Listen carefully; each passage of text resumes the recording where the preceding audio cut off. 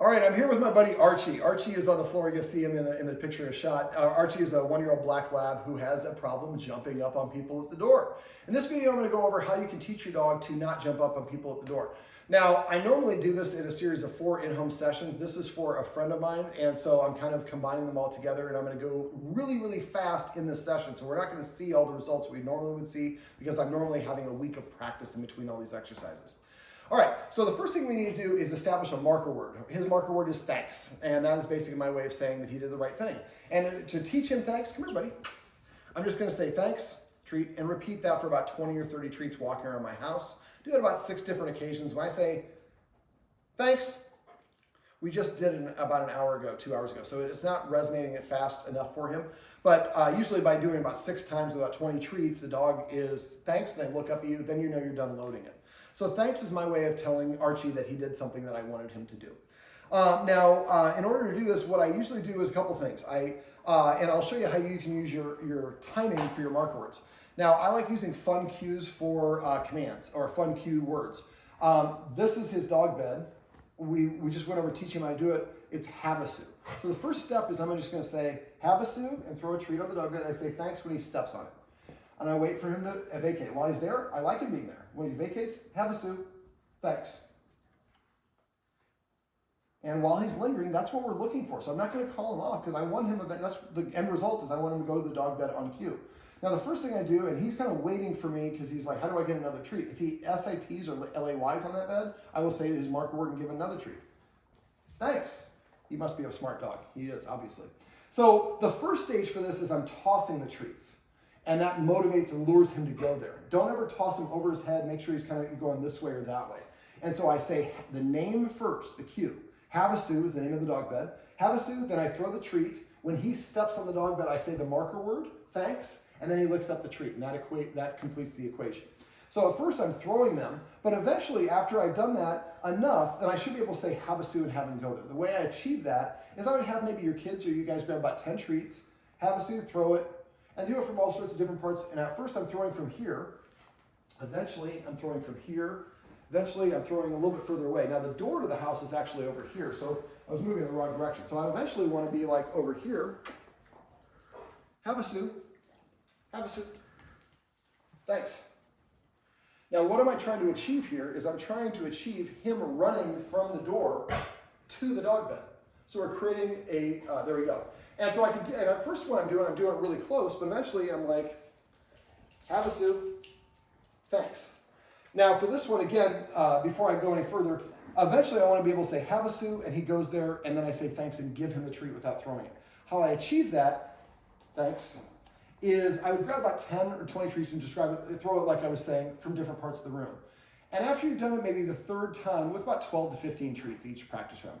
The 4th time I do it, I would throw 5, one at a time. Havasu, throw it, thanks, he licks it up. Do that 5 times or 4 times, and the 5th time, I'm just going to, without, if he's over here, say, Havasu. My arm looks like I threw a treat. If he goes over there, then I would say, thanks, and then pull a treat out of my treat pouch and treat him. If he didn't go when I said Havasu, then I would go back to throwing it. And eventually you're going to get to the point where you say Havasu, he will go there. Now, in the meantime, I also want you to celebrate this. Anytime he goes to the dog bed, we're going to say yes, and either get up and pet him or give him a treat, unless getting up gets him to get up, and then we just say thanks. When he does it, maybe have treats in our pocket and then toss him the treat. So now we're teaching him going to the dog bed gets me a reward. What are we not doing? We're not teaching him to go to the dog bed while people are at the door. And this is one of the most common mistakes that people make when they're training their dogs is they try to teach their dogs the behavior they want in the most advanced scenario of that situation possible. That's the worst place to learn. The analogy I always use for this is learning to drive. We learn to drive in a parking lot. Once we have our skill set and we know how to operate the car, then we gradually start making it, thanks, more and more difficult by adding cones and then parked cars and then slowly moving cars. And we work our way up to eventually we're driving the 405. So same thing for the dog. We want to practice this until we can be anywhere and say Havasu. He runs over here and sits down and you say thanks or lays down, and then you give him a treat. So that's the first step, is teaching him to go to the dog bed without anybody at the door. The next step is basically I want to start moving, or practicing having him go to the door. So what I would do is have him over here, and I'm going to do this with the lure because he doesn't have it yet, but eventually I say Havasu, and he goes over there. thanks, and I give them the treat. And again, this should be when you're at the verbal cue. Next time I do it, I do maybe 2 or 3 reps here, then 2 or 3 reps here, 2 or 3 reps. Eventually, I'm way over here. I'm way over here, and I say, have a seat. He's running from the door all the way back to the dog bed. We're creating a behavior pattern. But we're doing it without anybody at the door, because normally, what is his motivation? Is it to run this way? No, it's to run that way, because that's where the excitement is. So we have to counter that by having practice here until the way the brain works, he gets the myelin sheath going over his neural pathways, which is a little bit more biology we need to go into here. All right, so thanks. So the next stage we want to do is, and if we can get our cameraman to come a little bit closer. So stay a little bit far back just so you can see him. Let's see if I can do a little experiment right there. Sit. No, I said sit. All right, so he's there. Now watch. I'm surprised he didn't get up. Well, I saw you thinking about it. But normally, when I just reach for the handle, the dog races towards the door. We think of opening the door as just one step. There's actually a whole lot of steps. So what I might do is tell him to go to Havasu. Thanks. That's really fast to learn that. Then I take 1 step back. Come back. Thanks. Now I'm going light speed. Thanks. I would normally repeat each, so that's why. So now if he fails, I use my hand targeting cue, put him back there, say thanks, and reward him with a pet. If a dog fails, I don't reward them with a treat after that, otherwise there's no reason to do the activity. Thanks. All right, so when I moved 3 feet away, he started getting up, so, which is normally what I would do is, I'm not telling him to STAY, which is a part of this that I'm gonna explain a little bit, but we don't have time to go through this, so I'll send you, the guardians here, a video on how to do that. So I take a step back, yes, or thanks, and then give him a treat, and I repeat that 1 step 3 to 5 times. So that's a warm-up. So he's probably just like, okay, David's a weirdo, he takes 1 step away and comes back. Then eventually 2 steps back. And I'm coming back right away. Now he got up, so that's technically a failure, and there's a treat on your dog bed, you just haven't figured it out yet. All right, and now he's playing baseball. I got 1 paw on it. So eventually I want to get to the point where I can walk all the way backwards to the door and he stays there. And again, light speed, so he can't do it yet. Now, dogs look at whatever direction your feet are pointed at. So if the camera's a dog looking at me and I've got my feet, dog doesn't really have to worry about me going elsewhere because it looks to the dog like I'm going to come to you. So when we're doing this at first, we're walking backwards so the dog thinks he's going to come back and he gets to see your face. So it helps him be secure here. Also, one little tip, I'd like him to be able to see the door from where he's at. If we tuck it in really far, he can't see it. So because otherwise it's like Alfred Hitchcock. It makes it really, really interesting, my imagination. So basically, the next step is when I can go all the way back to the door and he stays there, then I'm going to do the same thing, sit, thanks. But this time I'm going to turn away from him and take 1 step and then turn around and come back. And you saw he started following me. So now I'm making it more and more lifelike. And eventually I turn around and take 2 steps, turn around and come back. And if he does what I want, staying there, I say the mark word, he gets a treat. If he doesn't, we lure him back over there. Now this is not the ideal time or place to practice. We've just spent basically 3.5 hours talking about stuff and he's a little tired. This should be done 1 or 2 minute practice sessions, what you're doing in this video for each little stage, multiple times a day. So eventually when I can go and turn my back and walk all the way here and he stays there, I want to break down opening the door. Now you can come a little bit closer, Ben, so the volume's a little bit better. So we think of open the door as one thing. I just go over and open the door. Well, there's me reaching for it. And we'll do it with right here for camera angle. Sit. Sit, not sneeze. Thank you.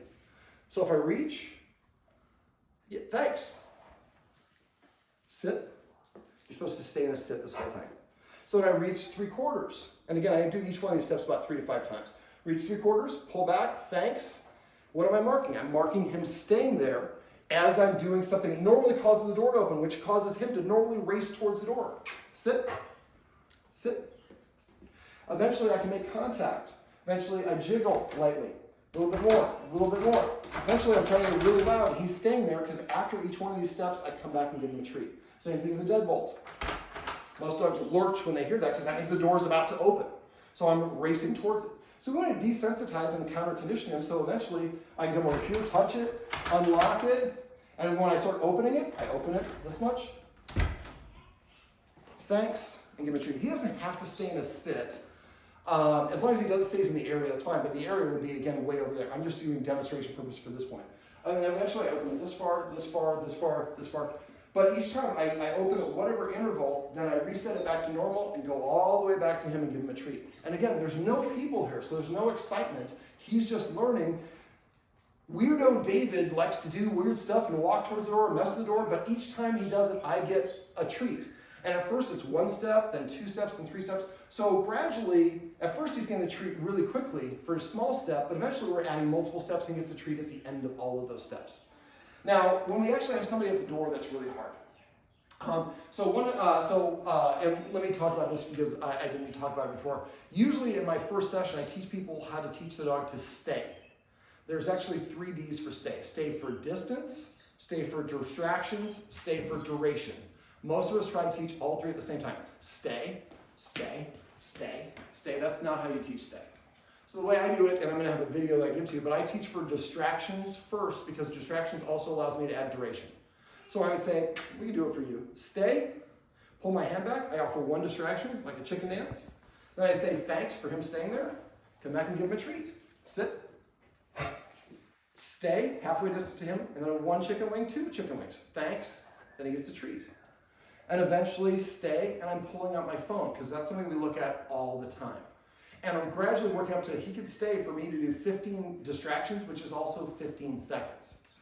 I don't start moving away until I can achieve that consistently. Then I would say stay, take 1 step back, come back, yes, give him a treat. So when I was going about the dog bed, I do the stay in between teaching the dog bed and going to the door. So the stay helps with this because now he understands that concept. You guys understand what I mean? So I've already done that, and I'll give you guys a stay for distractions, duration, and distance. But now he has the skill set for going to the dog bed. He has a skill set for staying. And those things set up as we walk to the door, he can stay there, and he gets a reward after each time. Now, when you have somebody at the door, they do this. That's a classically conditioned response. So now what I would do is, come here. And again, I would have somebody at the dog bed for him. And you can even do it with the wall. And I'm going to go, and we'll do it here with the door.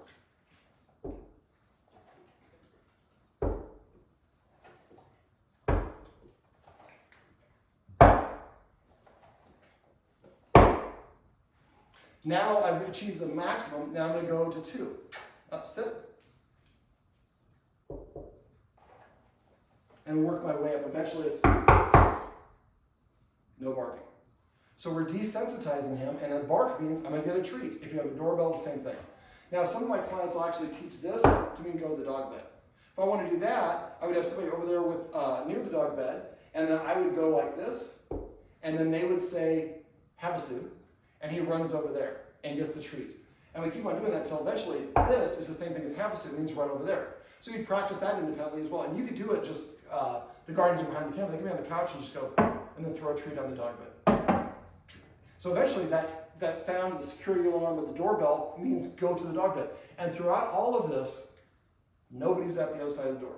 So when you're practicing this sort of thing, I would put a sign at your door, do not ring the doorbell or deactivate it if you can. Tell people not to knock, tell them to text you. So now we're not, pillar 1, we're not helping the dog practice the old behavior, hearing a trigger and running to the door. All the behavior is running away from the door or staying there. So eventually the dog's there, and I've walked all the way here, and I have somebody that the dog knows.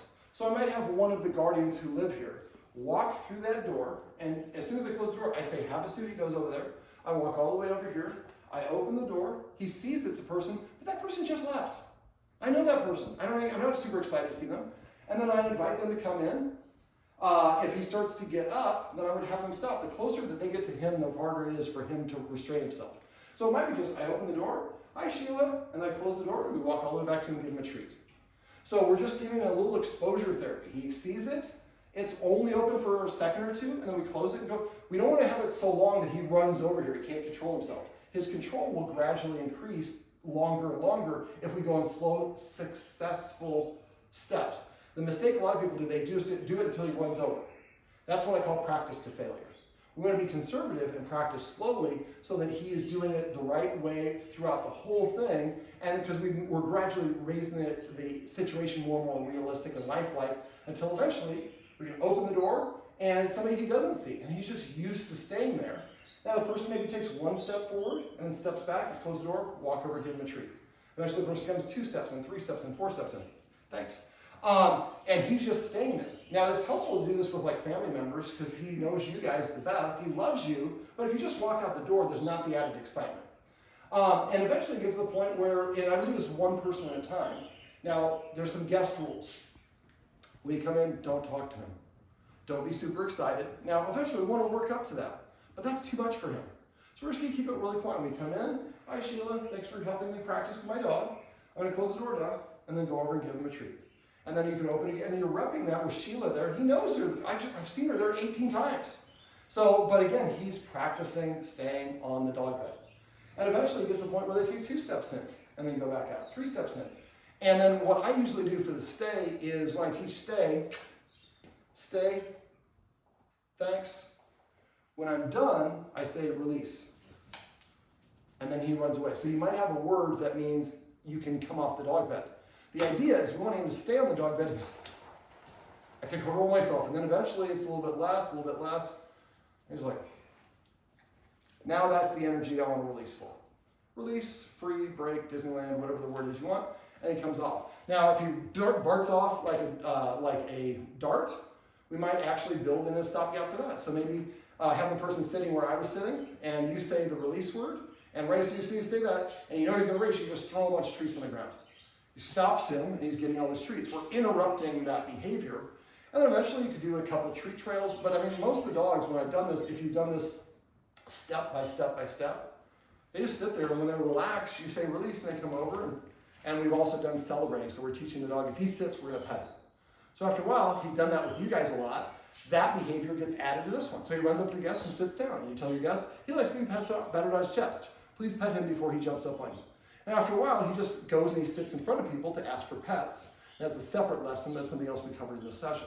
So after a while, you can again go through the ringing of the doorbell, the knocking of the doorbell, or whatever, and he runs over there. Or if he doesn't, you can say Havasu before you open the door.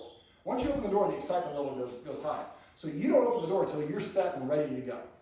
But there's a meme that says practice is not an emergency. An emergency is not the time to practice. So when you practice these things, we want to practice in a situation where it's as hard as we can make it that he can be successful. And then we gradually raise our level of difficulty, but at his pace.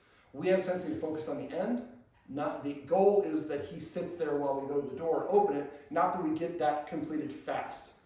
Fast doesn't really help us. Completing the process completely does. This is usually a sign of a good session. There we go.